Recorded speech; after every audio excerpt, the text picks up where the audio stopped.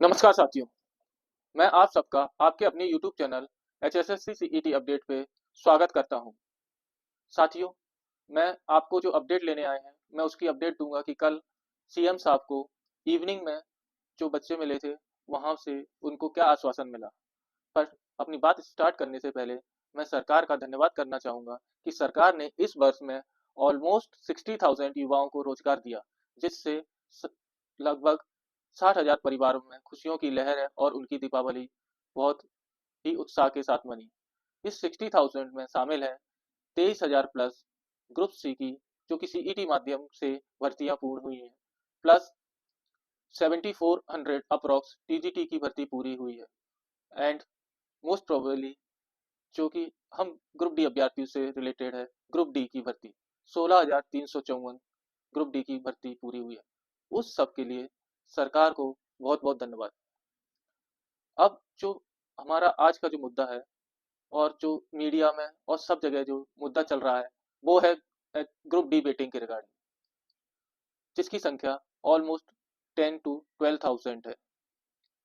ये इतनी बड़ी वेटिंग लिस्ट के पीछे का कारण ये है कि ग्रुप सी की जो एडवर्टाइजमेंट थी वो ग्रुप डी से पहले हुई थी और इसी सीक्वेंस में भर्तियां पूरी होनी थी।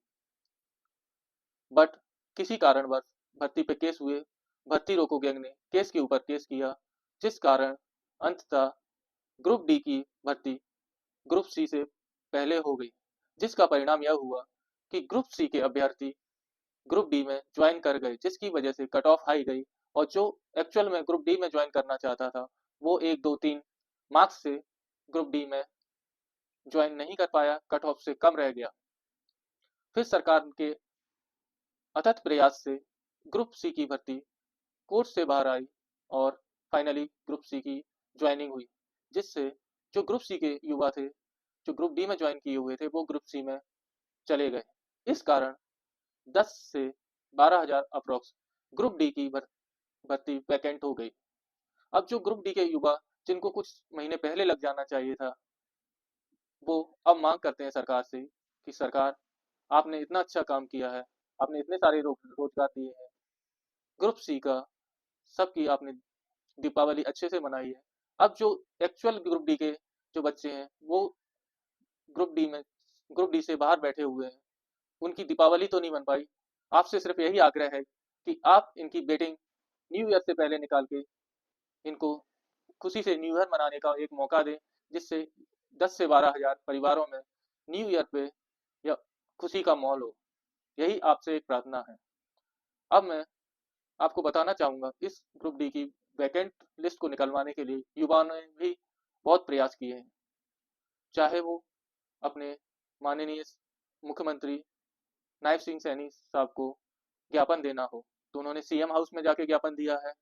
सीएम हाउस, और जो बच्चा चंडीगढ़ नहीं आ सकता था, तो सीएम साहब जब उनके डिस्ट्रिक्ट में रैली हुई है सीएम साहब की, तो वहां पे जाके उन्होंने ज्ञापन देने का काम किया है। और जो साथी हमारे सीएम साहब से नहीं मिल सकता था, उन्होंने अपने जो भी डिस्ट्रिक्ट में जिला अध्यक्ष हैं उनको ज्ञापन दिया है। नियर बाई मिनिस्टर से अगर मिल सकते थे, कैबिनेट मिनिस्टर से, उनके थ्रू अपनी बात सरकार तक पहुंचाने की कोशिश की है कि 8 से 10,000 आपके प्रदेश का युवा बेटिंग की राह देख रहा है। यही नहीं, उन्होंने सिर्फ पॉलिटिकल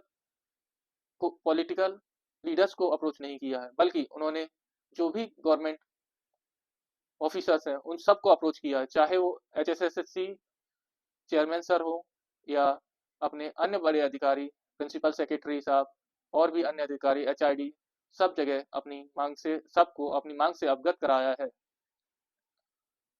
अब मैं अंततः यही और बताना चाहूंगा कि इसी कड़ी में हमारे साथी और प्रयास कर रहे हैं कि सीएम साहब को एक साथ ज्ञापन दिया जाए। तो मैं आप सबसे अपील करूंगा कि जो भी साथी अटेली में जा सकता है, वहाँ के साथियों ने डिसाइड किया है कि वहाँ पे वो सीएम साहब को ज्ञापन देंगे।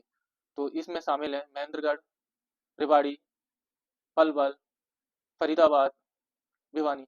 जो भी साथी इन डिस्ट्रिक्ट से, नियर बाई डिस्ट्रिक्ट से हो, वो पहुंचे वहाँ पे सीएम साहब को एक रिक्वेस्ट फॉर्म में जो भी प्रोटोकॉल होता है उसका पालन करते हुए अपनी बात रिस्पेक्टिव फॉर्म में उनके साथ समक्ष रखें और उनसे आग्रह करें कि सर, हम आपके लाभार्थी कैटेगरी से हैं, जो आपने एक लाभार्थी कैटेगरी क्रिएट कर दी है, जिसमें आप जो भी गरीब वर्ग है जिसके आपके माध्यम से उनको फ्री राशन, इवन ट्रैवलिंग की भी सुविधा दी जाती है हैप्पी कार्ड माध्यम से, स्वास्थ्य के लिए आपने जो फ्री फैसिलिटी दी है, हम उस कैटेगरी से आते हैं।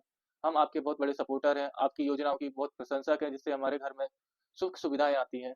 तो आपसे बस यही निवेदन है कि इस वेटिंग लिस्ट को क्लियर करें, जिससे हमारे घर में एक रोजगार, जो हमारे घर में अभी तक रोजगार नहीं है परिवार में, उसको उस घर में एक रोजगार मिले, और हमारी जो मानसिक स्थिति है, जो मानसिक स्थिति शारीरिक स्थिति दिनों दिन खराब हो रही है, उसको ब्रेक लगे और हम भी एक खुशहाली वाली फ्यूचर, भविष्य की तरफ अग्रसर हो।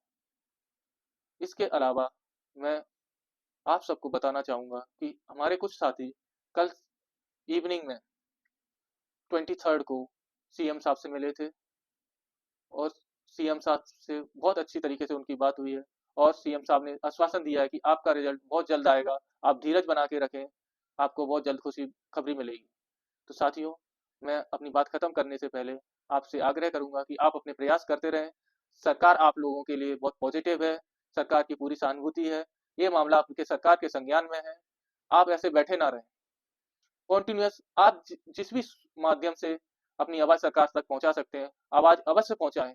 अगर आप चंडीगढ़ नहीं जा सकते हैं, किसी से मिलने में असमर्थ हैं, तो सरकार को एक रिक्वेस्ट फॉर्म में आप एक चिट्ठी लिखिए, सीएम साहब को चिट्ठी लिखिए, सीएम साहब आपकी चिट्ठी पढ़ेंगे, अन्य अधिकारी को चिट्ठी लिखिए, वो आपकी चिट्ठी के संज्ञान लेते हुए हम आशा करते हैं कि सरकार आपकी लिस्ट बहुत जल्दी से जल्दी लगाएगी। धन्यवाद।